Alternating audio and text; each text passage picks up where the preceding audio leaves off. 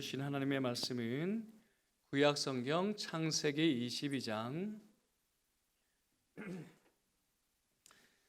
창세기 22장 1절에서 14절까지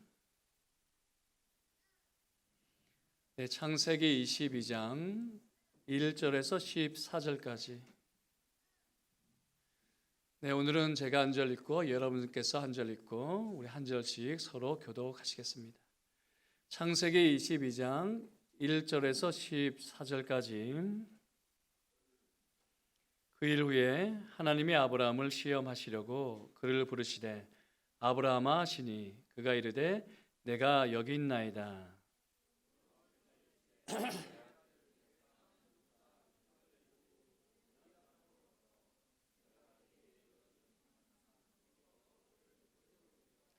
아브라함이 아침에 일찍 일어나 나귀의 안장을 지우고 두 종과 그의 아들 이삭을 데리고 번제의 쓸나무를 쪼개어 가지고 떠나 하나님이 자기에게 일러 주신 곳으로 가더니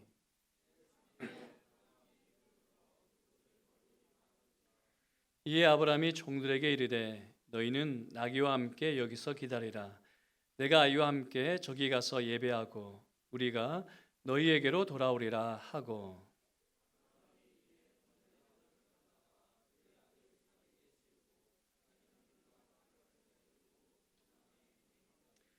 이삭이 그 아버지 아브라함에게 말라여 이르되 내 아버지여 하니 그가 이르되 내 아들아 내가 여기 있노라. 이삭이 이르되 불과나무는 있거니와 번제할 어린 양은 어디 있나이까.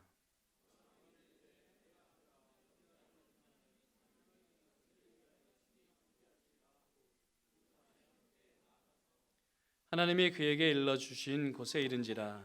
이에 아브라함이 그곳에 제단을 쌓고 나무를 버려놓고 그의 아들 이삭을 결박하여 제단 나무 위에 놓고 여호와의 사자가 하늘에서부터 그를 불러 이르시되 아브라함아 아브라함아 하시는지라. 아브라함이 이르되 내가 여기 있나이다 하매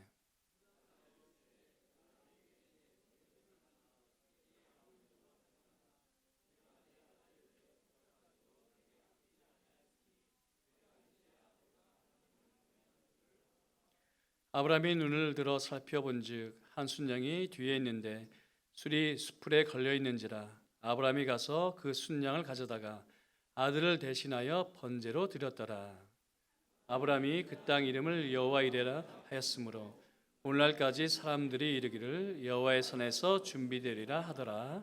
아멘. 오늘 창세기 22장 말씀으로 우리 교회학교 친구들에게는 상식과 신앙 사이에서라는 제목으로 설교를 하도록 하겠습니다. 그 전에 우리 친구들에게 물어볼게요. 상식이 무엇인가요? 맞아요. 신앙은 상식을 무시하지는 않지만 상식을 뛰어넘어요. 신앙이고요. 상식이 무엇일까요? 상식. 사람들이 생각하고 행동하는 방식이에요. 어떤 문화에서 또는 어떤 나라에서 사람들이 생각하고 행동하는 방식을 상식이라고 그래요. 예를 들어 한 대를 맞으면 두 대를 때려줘야 한다. 이런 생각도 다 상식이죠, 그렇죠? 또 돈은 많으면 많을수록 좋다.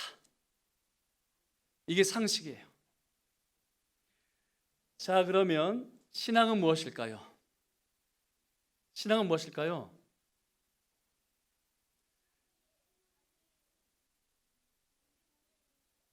자기의 몸에 있는 죄. 성경대로 사는 거죠. 하나님의 말씀대로 사는 것을 신앙이라고 그래요. 자, 그런데 우리 그리스도인들은 살다 보면 상식과 신앙이 부딪힐 때가 있어요.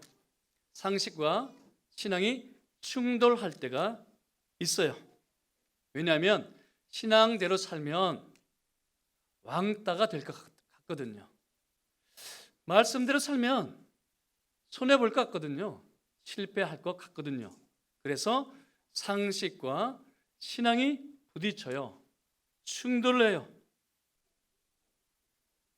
자, 아브라함을 볼까요? 하나님께서 갈대아 우르에 살던 아브라함에게 명령하셨어요. 무엇이라 명령하셨을까요?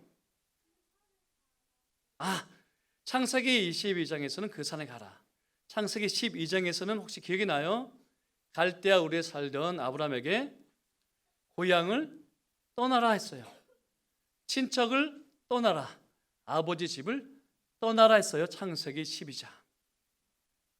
그러면서 약속하시기를 큰 나라를 이루어 주시겠대요. 자, 그런데 거기서 상식은 무엇일까요? 큰 나라를 이루려고 하면 고향을 떠나면 될까요? 친척을 떠나면 될까요? 아버지 집을 떠나면 될까요? 아니에요. 상식은 고향의 터를 잡고 살아야 돼요. 친척들과 어울려야 돼요. 그래야 세력을 얻을 수 있거든요. 그렇죠? 그래야 나라를 세울 수 있거든요. 그런데 하나님께서 고향을 떠나라 하셨어요. 친척을 떠나라. 아버지 집을 떠나라 하셨어요. 자, 그러면 아브라함은 어떻게 했을까요? 상식을 따랐을까요? 아니면 신앙을 따랐을까요? 맞아요. 신앙을 따랐죠. 자, 그리고 하나님께서 가나안 땅에 도착을 하자 하늘을 보여주시면서 하늘의 별처럼 내 자손이 많아질 거래요. 약속하셨어요. 자, 그러면 상식은 또 무엇일까요? 상식은 젊었을 때부터 아기들을 많이 낳게 하겠죠. 그렇죠? 그래야 별처럼 많아지겠죠. 그런데 하나님은 아기를 주지 않으셨어요. 상식과 반대로 하나님 가셨어요. 언제 주셨을까요? 아브라함 나이 99세 때. 그러니까 전혀 아이를 낳을 수 없을 때에 이삭을 주셨죠. 그래서 사라가 이삭을 임신했어요. 자, 그런데 또 하나님은 이삭을 번제로 드리래요. 번제는 무엇이냐면 양을 잡아서 제물로 드리는 건데요. 이삭을 번제로 드리래요. 상식에 맞을까요? 상식에 맞지 않죠. 어떻게 아버지가 자식을 죽일 수 있나요? 그런데 또 하나님은 상식과 부딪히는 말씀을 하셨어요. 오늘 성경을 봤더니 아브라함 어떻게 할까요? 순종하죠. 무엇대로요? 말씀대로 순종을 해요. 그래서 이삭을 데리고 종들과 함께 나무를 장작을 심고 가요. 신앙대로 했더니 어떤 일이 있을까요? 상식대로 아니라 신앙대로 했더니 어떤 일이 있을까요? 하나님이 이삭을 받지 않고 어떻게 해요? 양을 하나님이 준비하셨어요. 하나님이 준비하셨어요. 신앙대로 하는 사람에게 주신 복이에요. 하나님께서 어떻게 해요? 하나님께서 미리 준비해 놓으세요. 자, 그러면 질문, 우리 친구들 질문 들어가요.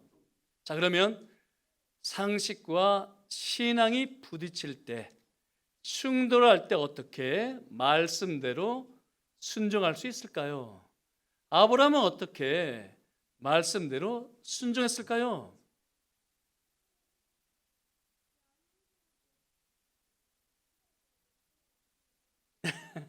아빠가 말리네요. 자, 히브리서 말씀을 봤더니 무엇이 있었을까요? 아브라함은요, 하나님이 이삭을 죽은 자 가운데서 살려주실 것을 믿었대요. 무엇이 있었어요? 부활 신앙이 있었기 때문에 상식이 아니라 신앙을 선택할 수 있었어요. 여러분에게도 우리 친구들에게도 부활 신앙이 있나요? 예수님의 부활을 믿으시나요? 또 여러분이 부활할 것을 믿나요? 그리고 또 우리의 몸이 부활할 것만 아니라 이번 생은 망했어. 이번 생은 망했어 하지만 하나님께서 이번 생도 이번 인생도 다시 시작하게 할 것을 믿나요? 이게 부활 신앙이에요. 진짜 아브라함은 부활 신앙이 있었어요. 오늘 본문을 보았더니 22장 5절 말씀을 보았더니 이렇게 이야기를 하거든요. 내가 아이와 함께 저기 가서 예배하고 누가 돌아온다 하고 있죠? 우리가. 근데 이상하죠? 내가 이삭과 함께 저기 가서 예배를 하면 누구만 살아 돌아올까요? 아브라함만 살아 돌아오는데 아브라함은 우리가 함께 돌아오겠다 이 이야기를 해요. 왜요? 부활할 것을 믿었거든요. 하나님께서 이삭을 살려주실 것을 믿었거든요. 기억하세요, 우리 친구들. 이렇게 부활 신앙이 있어야 상식이 아니라 신앙을 선택할 수 있어요. 그리고 하나님께서 예비해 두신 그런 복을 받을 수 있어요. 이어서 여러분에게 설교를 하겠습니다. 우리 그리스도인들은 수많은 긴장과 충돌 속에 살고 있는데요. 성령으로 거듭났지만 욕망은 살아있기 때문에 성령의 소욕과 그리고 육체의 소욕 사이에서 끊임없는 긴장을 겪고 있죠. 그리고 하늘나라 백성이지만 이 땅에 속한 시민이기 때문에 신앙과 상식 사이에서 또 수없이 갈등하고 있지 않습니까? 그러니까 머리로는 신앙을 선택해야 한다는 것은 익히 알고 있지만 어느새 몸은 상식을 따르고 있지 않습니까? 그래서 오늘은 창세기 22장 말씀으로 세 가지를 이야기를 하겠는데, 첫째, 신앙과 상식 사이에서 신앙을 선택해야 한다는 것과, 둘째, 자 그러면 어떻게 신앙을 선택할 수 있을까? 그리고 마지막으로 셋째, 신앙을 선택하는 자들에게 주시는 보상은 무엇일까? 이 세 가지를 설교하겠습니다. 자, 본문은 매우 유명한 본문이죠. 아브라함이 이삭을 번제로 드리는 사건인데 하나님의 명령으로 시작했습니다. 1절 말씀, 그 일 후에 하나님의 아브라함을 시험하시려고 그를 부르시되 하면서 무엇을 명령하셨나요? 네 아들, 내 사랑하는 아들 독자 이삭을 번제로 드리라 라고 하셨습니다. 그래서 사건은 시작되었습니다. 그럼 도대체 왜 별안간 아브라함을 시험하려 하셨을까요? 그리고 왜 하필 이삭을 드리라 하셨을까요? 시험이 다 끝나고 나서 아브라함에게 하신 말씀을 통해서 엿볼 수가 있는데 12절 말씀 하반절을 보시면 하나님은 이렇게 말씀하셨습니다. 내가 내 아들 독자까지 아끼지 아니하였으니 내가 이제야 내가 나를 경외하는 줄을 아노라.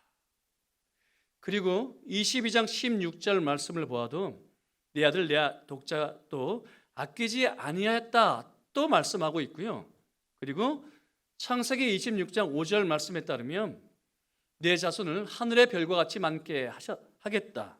그리고 내 자손으로 말미암아 천한 만민이 복을 받을 것이라 하면서 그 이유로 말씀하시기를 내 말을 순종하였고 내 명령과 내 계명을 지켰기 때문이다.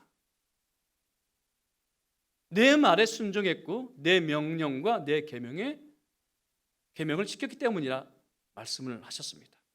그렇다면 하나님은 아브라함에게서 무엇을 보기를 원하셨다는 뜻일까요? 하나님의 명령이라면 내 손에 꽉 쥐고 있는 것이라도 내어놓을 수 있는지를 보시려 하셨다는 뜻입니다. 다르게 표현을 하자면 이해할 수 없어도 또 납득이 되지 않아도 우리는 종종 묻죠. 이해를 시켜달라고, 납득시켜달라고. 그러나 이해할 수 없어도 또 납득이 되지 않아도 하나님의 말씀이라면 네 하고 순종할 수 있는지를 보려 하셨다는 뜻입니다. 곧 하나님을 경외하는 마음이 있는지를 보려 하셨는데 아브라함은 하나님을 경외했고 하나님은 아브라함에게서 하나님 경외함을 보셨습니다.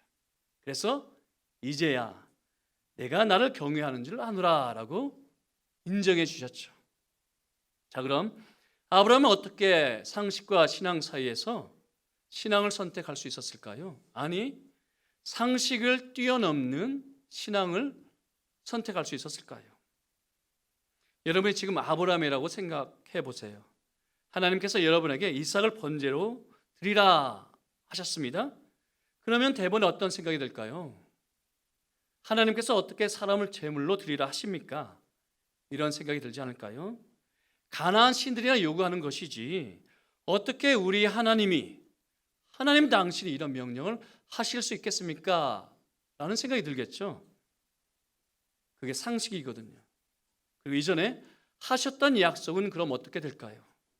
내 몸에서 날짜가 상속자라 하셨고 내 자손을 통해 세상 만민이 복을 받을 것이라 말씀하셨는데 그 약속은 또 어떻게 됩니까? 무효화됩니까? 이런 생각이 들지 않을까요? 또 이게 상식이죠. 그래서 이삭이 바로 아버지에게 그런 질문을 합니다. 불과 나무는 있거니와 번제할 어린 양은 어디 있습니까? 상식이거든요. 그렇죠? 그런데 아브라함이 상식적인 이삭의 질문에 뭐라 대답할까요? 번제할 어린 양은 하나님께서 친히 준비하시리라. 그런데 과연 그랬습니다. 아브라함이 고백한 대로, 아브라함이 믿은 대로 하나님께서 번제할 어린 양을 친히 준비하시지 않으셨습니까? 자, 그럼 아브라함은 어떻게 상식을 뛰어넘는 신앙을 가질 수 있었을까요? 그리고 고백한 대로 믿은 대로 되는 것을 볼 수 있었을까요? 본문을 보면 어떻게 아브라함이 상식과 신앙의 충돌을 이겨냈는지 그 실마리를 찾을 수가 없습니다. 왜냐하면 아브라함 매우 평안해 보이죠, 그렇죠? 3절 말씀을 보세요. 마른 날에 날벼락과 같은 하나님의 명령을 들었는데 아브라함은 어떤 반응을 보이고 있나요? 다음날 아침에 일찍이 일어나 나귀의 안장을 지우고 두 종과 이삭을 데리고 번제할 나무를 쪼개고 떠났습니다. 그러니까 어떤 요란함도 찾아볼 수가 없어요. 마치 매일 하던 일상을 또다시 하는 것처럼 그렇게 짐을 꾸리고 떠났거든요. 그랬으니 이삭도 눈치를 채지를 못했죠. 그러나 모리아 산에 도착해서 종들에게 한 말을 통해서 우리는 발견할 수 있는데 5절 말씀 같이 읽어볼까요? 5절 말씀 시작. 이에 아브라함이 종들에게 이르되 너희는 나귀와 함께 여기서 기다리라. 내가 아이와 함께 저기 가서 예배하고 우리가 너희에게로 돌아오리라. 아브라함의 한 말에서 특이점을 발견하실 수 있죠. 아브라함이 이삭과 함께 저기 가서 예배를 드리고 나면 이삭을 번제로 드리고 나면 누구만 살아서 돌아올까요? 아브라함만 살아서 돌아오는데 주어가 복수, 우리가 너희에게로 돌아오리라 하고 이야기를 하고 있습니다. 그렇다면 아브라함은 무엇을 믿고 있었다는 뜻일까요? 부활을 믿고 있었다는 뜻이죠. 그래서 히브리서 11장은 이 사건을 이렇게 해석을 합니다. 히브리서 11장 19절 말씀인데요. 그가 하나님이 능히 이삭을 죽은 자 가운데서 다시 살리실 줄로 생각한지라. 무엇을 믿었다고요? 하나님이 능히 이삭을 죽은 자 가운데서 다시 살리실 줄을 믿었다라고 말씀합니다. 그러니까 아브라함은 이삭이 다시 살아날 것을 믿었어요. 그런데 놀랍지 않나요? 우리는 성경 속에서 나사로의 부활을 들었고 예수님의 부활을 날마다 신앙 고백합니다. 그럼에도 불구하고 부활이 좀처럼 믿겨지지 않습니다.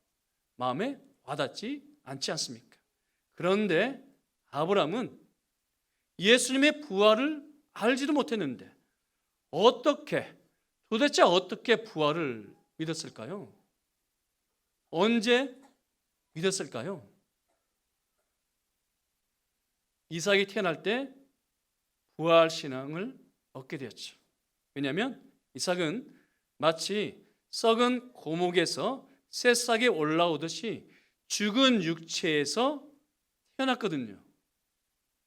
동의가 되시나요? 썩은 고목에서 새싹이 올라오듯이 이삭은 죽은 육체에서 태어났거든요. 아브라함의 나이 99세 때에 사라가 생리가 끊어졌을 때에 임신을 했으니, 출산을 했으니 그때 부활신앙을 갖게 되었습니다. 그래서 아브라함은 믿었는데요, 하나님은 사막에 길을 내시고 광야에 꽃을 피울 수 있다는 것도 믿게 되었습니다. 그런데 여러분도 이런 신앙이 있으신가요? 사랑하는 한금교회 교회 여러분, 저와 여러분은 이미와 아직 사이에 살고 있습니다. 그러니까 우리는 이미 구원을 얻었지만 최종적으로 구원을 얻을 때를 기다리고 있습니다. 다른 말로 첫째 부활과 둘째 부활 사이에 살고 있어요. 첫째 부활이란 우리가 예수님을 믿을 때에 죄와 사망에서 살아난 것이고요. 둘째 부활은 무엇일까요? 예수님께서 다시 오실 때에 우리의 영혼뿐만 아니라 몸도 거룩해질 것을, 죽었어도 몸도 다시 살아날 것을 믿죠. 둘째 부활입니다. 그런데 여러분, 우리는 첫째 부활과 둘째 부활에서 이 사이에서 날마다 부활해야 합니다. 성화죠. 날마다 부활해야 합니다. 죄의 욕심에 대해서는 죽고 하나님과 의에 대해서는 살아야 합니다. 그러니까 유혹의 욕심을 따라 썩어져가는 옛사람을 벗어버리고 하나님을 따라 의와 진리의 거룩함으로 지으심을 받은 새 사람을 입으셔야 합니다. 그뿐 아니라 내가 완전히 포기하는 순간 하나님께서 되게 하시는 것을 경험하셔야 합니다. 나의 생각과 뜻을 내려놓는 순간 하나님의 뜻과 계획이 서는 것을 보셔야 합니다. 그러니까 내가 죽고 예수님이 사시는 것을 경험하셔야 한다는 뜻입니다. 저는 창세기 22장을 볼 때마다 2절과 3절 사이에 어떤 일이 일어났는지 매우 궁금해요. 2절과 3절 사이에 어떤 일이 있었을까요? 하나님의 명령과 아브라함의 순종 사이에, 그 긴 밤 사이에 어떤 일이 있었을까요? 알 수는 없죠. 왜냐하면 성경이 기록하고 있지 않으니까요. 그런데 이런 일이 있지 않았을까요? 야곱이 밧단 아람에서 약속의 땅으로 돌아올 때에 그 경계 야복 강에서 밤새 하나님과 씨름을 했듯이, 그리고 예수님께서 겟세마네 동산에서 땀이 핏방울이 되도록 간절히 기도하셨듯이 아브라함에게도 그런 일이 있지 않았을까요? 하나님 도대체 왜 이러십니까? 왜 이삭을 주셨다가 도로 데리고 가시려 하십니까? 제게 상속자라고 하셨잖아요. 하나님의 약속은 도대체 어떻게 됩니까? 하나님의 날은 또 어떻게 됩니까? 그렇게 하지 않았을까요? 그런데 혹시 여러분도 비슷한 경험이 없으신가요? 저는 더러 있었습니다. 그러니까 신앙과 상식 사이에서 과연 하나님을 경외하는지를 보시려고 저를 가끔 몰아붙일 때가 있었거든요. 그런데 상식과 신앙 사이에서 신앙을 선택하려고 하니 오분사를 앓기도 했습니다. 왜냐하면 쉬운 길은 상식을 따르는 것이거든요. 많은 사람들이 걸어가는 넓은 길이거든요. 또 선례가 있어서 많은 데이터가 축적이 있어서 안전해 보이거든요. 반면에 신앙을 따르는 것은 선례도 좀처럼 찾기도 없고 어렵고 데이터도 많이 없어서 안전해 보이지 않습니다. 그래서 모험을 감행해야 합니다. 그리고 사람들이 많이 가지 않아서 좁은 길처럼 보여요. 그러니 하나님과 씨름을 해야만 하죠. 그리고 사람들의 오해를 감내해야 하죠. 그러니 몸살이 날 수밖에 없습니다. 제가 천안에 올라오는 결정도 그 중에 하나였는데요. 교회를 안정시키고 나서 왜 개척에 뛰어드냐, 그런 질문을 들어야 했거든요. 성도는 얼마나 참여했느냐 질문하면 아직 없대 대답해야 했고, 재정은 얼마나 떼어주느냐 물으면 나도 몰라. 그렇게 대답을 했거든요. 그러면 표정이 짐작이 되시죠? 그 외에도 하나님이 여러 사건들을 통해 상식을 따르는지 아니면 신앙을 따르는지를 시험하셨는데, 왜냐하면 하나님은 우리가 정녕 하나님을 경외하시는지를 보시려 하기 때문입니다. 자, 그럼 어떻게 신앙을 선택할 수 있을까요? 부활 신앙이 있어야 합니다. 내가 죽는 순간 예수님께서 사시는 것을 믿어야 합니다. 자, 그럼 상식이 아니라 신앙을 따르는 사람에게 주어지는 보상은 무엇일까요?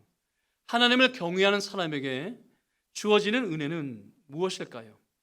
첫째, 여호와 일의 하나님이심을 보여주십니다. 그러니까 하나님께서 미리 예비해 놓으신 것을 보게 하세요. 자, 여러분, 아브라함이 하나님의 명령에 불순종하여 모리아 산에 가지 않았다면 무엇을 보지 못할까요? 모리아 산에 가지 않았다면 무엇을 보지 못할까요? 하나님께서 모리아 산에 번제할 어린 양을 준비해 놓으시는 것을 보지를 못하겠죠. 그런데 얼마나 많은 사람들이 이런 은혜를 놓치는지를 모르겠습니다. 불행하니까요. 이미 구원을 받았지만 하나님께서 예배해 놓으신 것을 보지를 못하니까요. 하나님께서 되게 하시는 것을 놓치니까요. 그러나 하나님의 사람들은 성령으로 말미암아 하나님께서 하나님을 사랑하신 자들을 위하여 예비해 놓으신 것을 보게 됩니다. 그런 은혜를 경험하셨나요? 하나님의 사람들은 성령으로 말미암아 하나님을 사랑하신 자들을 위해 예배해 놓으신 것이 있는데 그것을 목도할 수 있습니다. 언제요? 상식이 아니라 신앙으로 살 때 볼 수 있습니다. 둘째, 하나님께 쓰임을 받습니다. 왜냐하면 하나님은 신앙으로 사는 자들에게 하나님의 나라를 상속하기 때문입니다. 여러분, 하나님께서 갈대 우르에 살던 아브라함을 명령하셨습니다. 고향과 친척과 아버지 집을 떠나라. 자, 그런데 이게 상식일까요? 고향과 친척과 아버지 집을 떠나면 일가를 이룰 수 있을까요? 나라를 세울 수 있을까요? 아니요. 고향의 터를 잡고 살아야, 친척들과 세력을 모아야 일가를 이룰 수 있고 또 나라를 세울 수 있지 않습니까? 이게 세상 방식이지 않습니까? 그러나 하나님은 아브라함에게 고향과 친척과 아버지 집을 떠나라 하셨습니다. 그래야면 나라를 이루어 주시겠다 약속하셨습니다. 곧 상식이 아니라 신앙을 따르라 하셨죠. 자, 그런데 이번엔 아예 그 싹을 잘라버리라 하셨는데, 왜냐하면 하나님의 나라는 우리의 자원으로 세우는 것이 아니라 하나님의 자원으로 세워야 하기 때문입니다. 그래서 상식이 아니라 신앙을 요구하십니다. 그런데 신앙을 따랐더니 하나님께서 무엇으로 보상하실까요? 내 씨가 크게 번성하여 하늘의 별과 같이 될 것이요 바닷가의 모래와 같이 될 것이라 하셨고, 내 씨가 대적의 성문을 차지할 것이며 내 씨로 말미암아 천하 만민이 복을 받을 것이라 하셨습니다. 그렇다면 하나님을 경외하는 자들은 하나님께 쓰임을 받는데, 왜냐하면 하나님의 나라는 우리의 자원으로 세우는 것이 아니라 하나님의 자원으로 세워져야 하기 때문입니다. 따라서 하나님께서는 우리의 소유를 요구하시지 않고 무엇을 요구하실까요? 믿음을 요구하십니다. 우리의 자원을 요구하시지 않고 우리의 믿음을 요구하십니다. 그러니 우리가 우리의 신앙을 보여야 하지 않겠습니까? 그리고 이 신앙을 우리 자녀들에게 물려주어야 하지 않겠습니까? 이미와 아직 사이에 살고 있는 우리가 해야 할 일인데, 상식이 아니라 신앙을 따라 살기를 간절히 바랍니다.